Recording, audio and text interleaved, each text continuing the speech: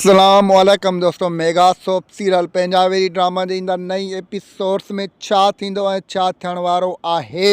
छा रोंडो वॾेरे चाकर खान के सॼी हक़ीक़त ॿुधाईंदो त मुंहिंजी जेको आहे त भेण हसीना बेगम ते केरु आशिक़ हुयो।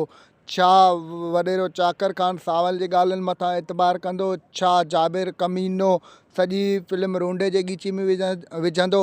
इन जी सॼी तफ़सीलात ॼाणण खां पहिरियां जेकॾहिं अव्हां असांजे यूट्यूब चैनल ते नवां आहियो त महिरबानी करे असांजे यूट्यूब चैनल खे सब्सक्राइब करे घंटी जे बटन ते प्रेस करे नोटिफिकेशन ते ऑल करे छॾींदा, जीअं ईंदड़ हर नई नोटिफिकेशन सभ खां पहिरियां अव्हां ॿाहिरि अंदरि बा वक़्तनि पहुची सघे।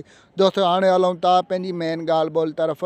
जीअं त ईंदड़ एपिसोड्स में तव्हां ॾिसंदो ड्रामे में हिकु नओं मोड़ अची वियो आहे। ड्रामे में तमामु घणा इंट्रस्टिंग सीन ॾेखारिया वेंदा। तव्हां ॾिसंदव त हेॾो जाबिर खान हेॾो रोंडो, यानी हाणे ॾिसण चवण जो मक़सदु इहो आहे त जाबिर खान रोंडे जे पोयां लॻंदो। जाबिर खान चवंदो जेकर चाकर खान जो थोरो बि शक मुंहिंजे मथां थियो त मां हुनखे सिधो चवंदुमि त इहे सॼा नूरे जा कम आहिनि। होॾां ॿिए तरफ़ तव्हांखे ॾिसण वटां मिलंदो त नूरो बि हाणे तयारु हूंदो त चवंदो जेकॾहिं इहा ॻाल्हि मुंहिंजे मथां आई या कुझु बि थियो त मां सॼो वञी चाकर खान खे ॿुधाईंदुसि त मुंहिंजी भेण हसीना बेगम ते जाबिर खान तुंहिंजे बाबा तौकल खान सां शादी खां पहिरियां ई हुन ते जेको आहे जाबिर खान आशिक़ हो।